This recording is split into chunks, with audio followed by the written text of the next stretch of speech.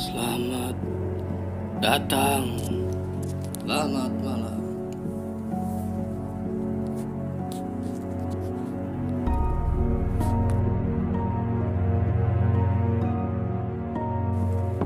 Sobat merinding, selamat datang. Pada malam hari ini kita akan mendengarkan cerita-cerita pengalaman hidup, kisah nyata dan kisah fiktif. Tentunya cerita ini akan sangat menyenangkan jika kita fokus mendengarkannya. Dengarkan menggunakan headset itu lebih baik. Jangan lupa subscribe,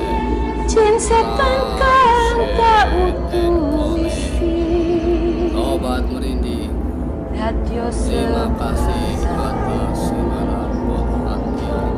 Selamat menyaksikan dan mendengarkan. Jangan nonton sendiri. Jangan nonton sendiri.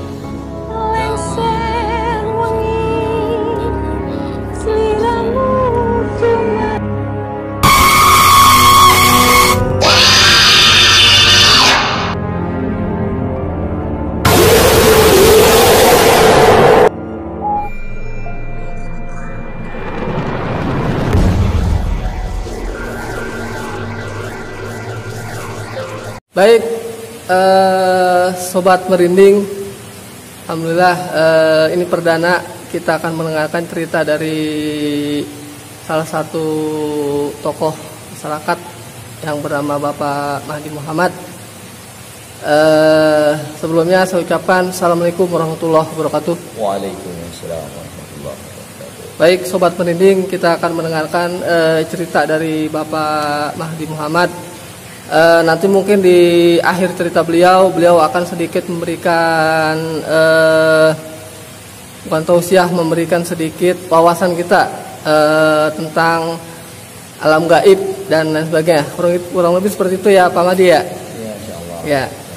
Baik, tanpa berlama-lama, mari kita dengarkan cerita yang akan disampaikan oleh Bapak Mahdi Muhammad.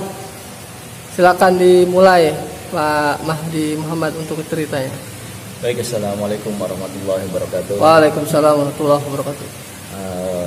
Saya sedikit menceritakan kita sebagaimana biasa bahwa kita memahami atau mengenal alam gaib. Pertama-tama kita semua sampaikan bahwa kita bersyukur kepada Allah Subhanahu wa taala pada hari ini kita bisa diberikan kemudahan oleh Allah. Kita masih terus diberikan bentakan jantung yang sangat luar biasa dari kita lahir sampai hari ini. Maka patut syukur juga kita sampaikan kita menjadi sebagai makhluk ciptaan Allah, kita bersyukur kepadanya. Dan juga kita bersyukur pada hari ini juga kita diberikan kemudahan Allah untuk bisa bersilaturahmi. Salawat serta salam pula kita aturkan kepada junjungan kita Nabi Allah Muhammad sallallahu alaihi wasallam.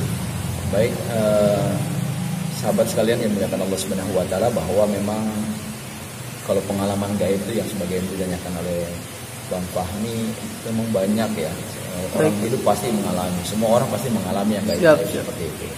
Saya dulu pernah ketika mengalami ketika di bumi perkemahan, ya maklum saya orang Maluku ya. Ketika itu di bumi perkemahan itu ada teman saya, ya kan sering itu kesurupan lah ya, kerasukan. Nah, ketika kerasukan itu saya sering bertanya, kalau mama udah selesai, kita sering nanya apa yang dirasakan dan segala macam gitu. Nah, dan memang kerasukannya itu sangat luar biasa gitu. Diobati orang, besoknya masih begitu lagi. Di camping atau berkemah di bulan berikutnya begitu lagi gitu. Ini orang ini sering kayak langganan gitu ya. Nah, saya tuh ingin tahu gitu. Ini memang alam gaib itu memang kita yakin memang ada gitu. Tapi secara ini kita tidak bisa melihat ya. Karena memang Imam Syafi'i juga mewanti-wanti kepada kita bahwa kalau ada orang yang melihat jin secara langsung itu patut ditanyakan keislamannya atau disuruh bersahadat lagi gitu kan. Tapi manusia itu akan melihat secara alam gaib itu pasti dengan cara berubah wujudnya, gitu, berubah wujudnya dengan berbentuk manusia atau berbentuk hewan atau berbentuk makhluk lain, sehingga itu yang mungkin bisa kita lihat.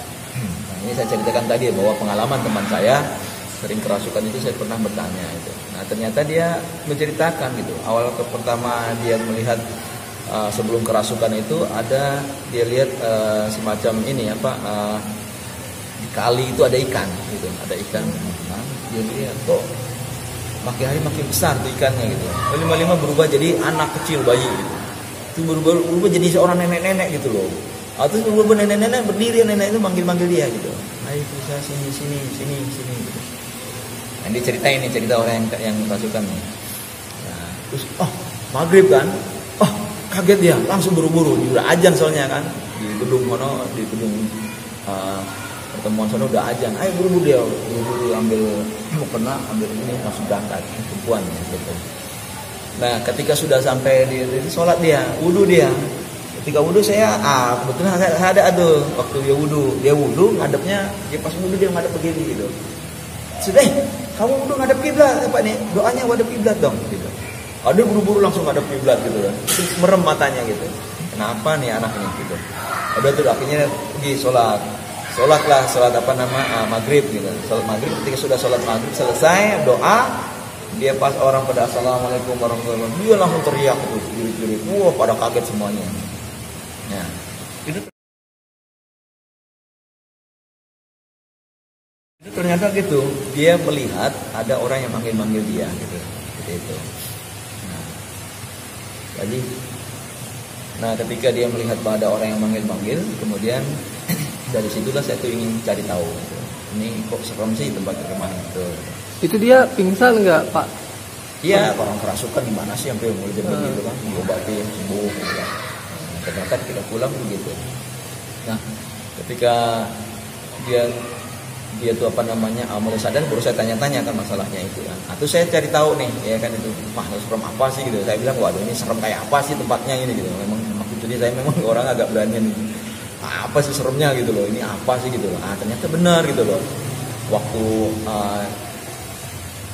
pencari jejak gitu kan, gitu saya ngeliat memang di lokasi itu. Jadi di belakang tenda-tenda itu ternyata memang ada kali, di sebelah kali itu memang ada seorang nenek-nenek benar gitu. Pada lagi ngambilin kayu gitu kan. Saya ngeliat gitu. Saya lihat ambil kayu, dia mengunjung begitu, dia ngeliat saya. Dia melotot gitu ngeliatin saya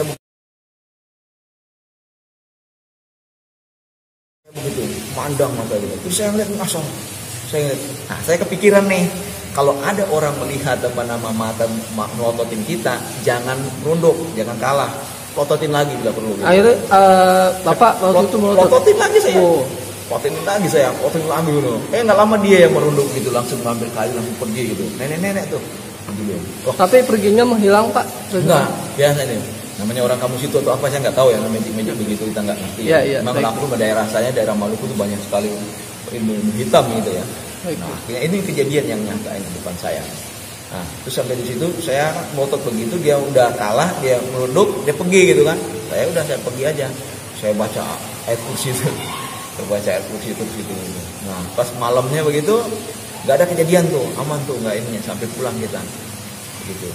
Nah, kejadian begitu ketika saya datang ke rumahnya, saya nanya-nanya gitu. Ternyata di rumahnya itu sering begitu juga, katanya dia ngobrol sendirian gitu. Waduh, saya penyakitnya dulu lagi gitu. Nah, ini pengalaman saya. Nah, ini saya ingin sedikit, memang saya mulai belajar tentang alam gaib itu memang bukan belajar ya, tapi saya ingin cari tahu nih, apa tuh setan gitu kan. Setan tuh apa sih gitu. Nah, setan tuh apa sih gitu loh. Ya kan gitu. Nah, ini saya sedikit memberikan materi tentang setan. Itu kejadiannya, Pak, tadi di tahun berapa? Itu tahun berapa ya? 80, kok nggak salah 86 deh.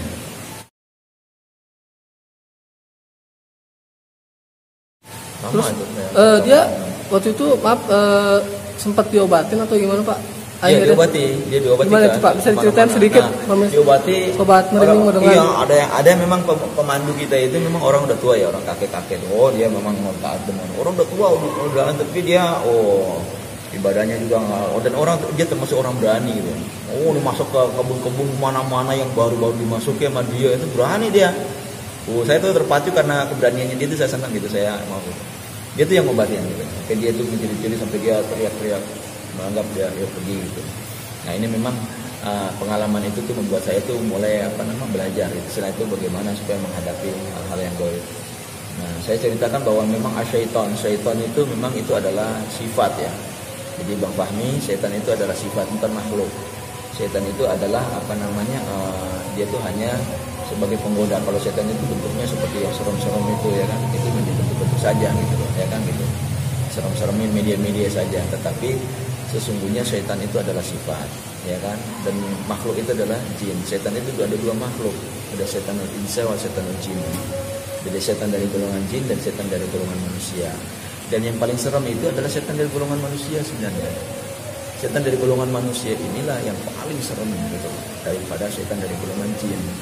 Nah, makanya kalau ketemu genderuwo, ketemu kuntilanak, ketemu segala macam itu, tantangin dulu, hai setan dari golongan jin.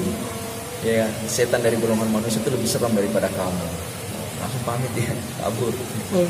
Nah, itu jadi saya tuh tambah berani. Makanya harus jadi berani. Makanya anak-anak kita tuh jangan diajak nonton sesuatu film-film yang horor yang tidak ada perlunya, gitu kan? Harus diajak keberanian, ajak mereka ke tempat-tempat. Tapi sekarang, tapi sekarang itu untuk film horor itu hanya dijadikan hiburan, Pak, nggak apa-apa ya, Pak ya? Hiburan nggak apa-apa, tetapi kan memberikan iman. Jadi makanya kata Rasulullah SAW itu kan ketika menyampaikan sesuatu ingin belajar dulu gitu kan, melakukan sesuatu belajar dulu kan, memahami itu. Seperti hanya ketika kalau mau ke pasar ya kan, belajar dulu nih ya kan. Seperti Umar bin Khattab itu mengatakan, kamu kemana? Mau ke pasar, belajar dulu dong transaksi, katakannya kan begitu kan, baru kamu ke pasar supaya tidak terjadi penipuan.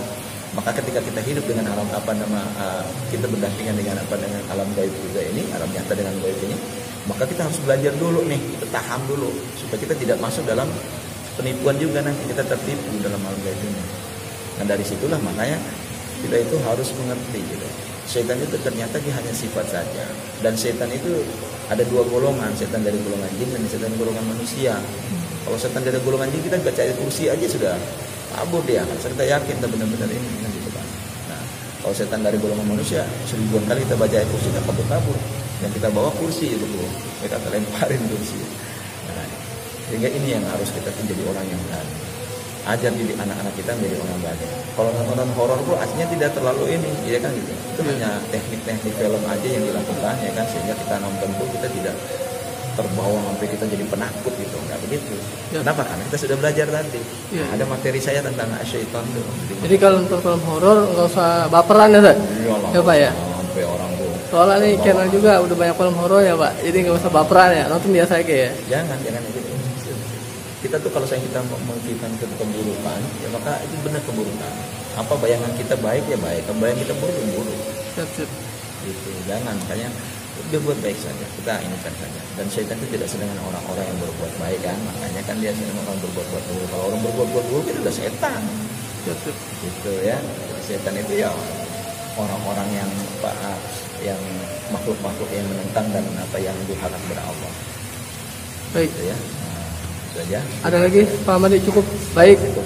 Sobat Merinding, telah kita dengarkan, walaupun ceritanya nggak banyak dari Pak Mahdi Muhammad, semoga bisa menjadi pembelajaran Pak Mahdi ya. Ini harus tetap berani, dan terima kasih atas perhatiannya. Selamat jumpa di episode dan cerita berikutnya. Assalamualaikum warahmatullahi wabarakatuh.